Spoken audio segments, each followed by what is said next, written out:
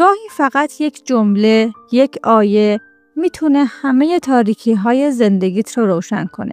شاید امروز درست همون روزیه که خدا میخواد این کلمات به گوش تو برسه. همون کلماتی که بارها زندگی آدم‌ها رو از زمین تا آسمون تغییر داده. قبل از که بریم سراغ ذکر، دوست دارم یه داستان کوتاه واقعی براتون بگم. چند وقت پیش خانمی برام نوشت که سالها زیر بار مشکلات و سختی‌های سنگین زندگی خسته و ناامید شده بود. میگفت درست همون روزی که دیگه هیچ امیدی نداشت، ویدیویی درباره همین ذکر رو دید. با دل شکسته شروع کرد به تکرار ذکر و باور کن همون روز که روز جمعه هم بوده، قبل از اذان مغرب مشکلی که سالها مثل کوه جلوی زندگیش ایستاده بود، به قدرت خدا از جایی که اصلاً فکرش رو نمی‌کرد حل شد. این فقط یک داستان نیست، بلکه نمونه از وعده خداست که می‌فرماید هر کس بر خدا توکل کند، خدا او را کفایت خواهد کرد.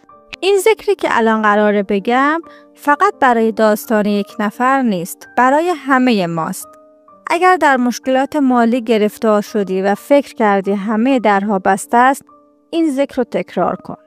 اگر در روابط خانوادگی به بنبست رسیدی و احساس کردی هیچ تفاهمی وجود نداره، بازم این ذکر رو تکرار کن. اگر در کار یا درس ناامید شدی، تلاش کردی اما نتیجه نگرفتی، این ذکر رو تکرار کن. خب بریم سراغ خود ذکر. ذکر یدبر الامر هست، یعنی باور قلبی به این حقیقت که تمام امور عالم در دست خداست. هر قفل، هر گرفتاری، هر بنبست فقط با یک تدبیر الهی میتونه باز بشه. این ذکر یادآور اینه که ما تنها نیستیم و خدایی هست که در پس پرده همه چیز رو به بهترین شکل سامان میده. داستان حضرت یوسف علیه السلام رو یادتونه؟ یوسف به چاه افتاد، برده شد، به ناحق زندانی شد. سالها همه چیز علیه او بود، ولی در پس پرده خدا داشت تدبیر میکرد. وقتی زمانش رسید هم عزیز مصر شد، هم خانواده‌اش دوباره به او رسیدن. این داستان یک مصداق بزرگ از یدبر الامر هست، یعنی وقتی همه چیز بسته به نظر میرسه، خدا پشت صحنه برنامه‌ای داره که از هیچ جا به ذهن ما خطور نمیکنه. علم روانشناسی امروز هم میگه تکرار جملات آرامش بخش و ایمان به یک نیروی برتر استرس و اضطراب رو کاهش میده.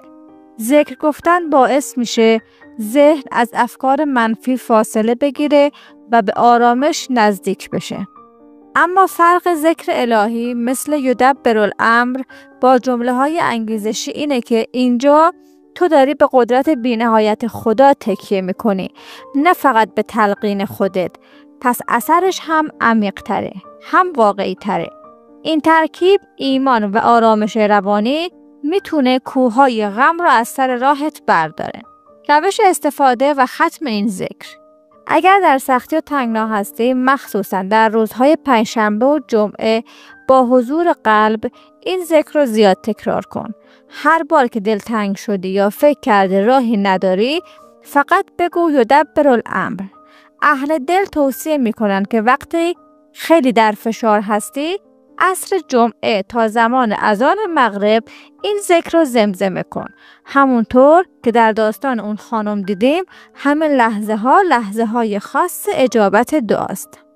یادت باشه یدبر الامر فقط ذکر نیست، این یک کلید آسمونیه، کلیدی برای سپردن همه ترس‌ها، نگرانی‌ها و آرزوهات به دست کسی که هیچ وقت بندگانش رو تنها نمیذاره. همین امشب امتحانش کن، همین حالا نیت کن و در بخش کامنت ها بنویس یدبر الامر. این کار نه فقط برای نیت تو، بلکه به نیت همه دلهای شکسته خواهد بود که با هم دعاشون به آسمون بره. و اگه میخوای بیشتر درباره ذکرهای مجرب و دعاهای نجات بخش بدونی، کانال رو سابسکرایب کن و زنگوله رو بزن تا هیچ وقت این فرصتهای نورانی رو از دست ندی. خدا همه گرفتاری های تو رو به زیباترین شکل تدبیر کنه. انشاءالله.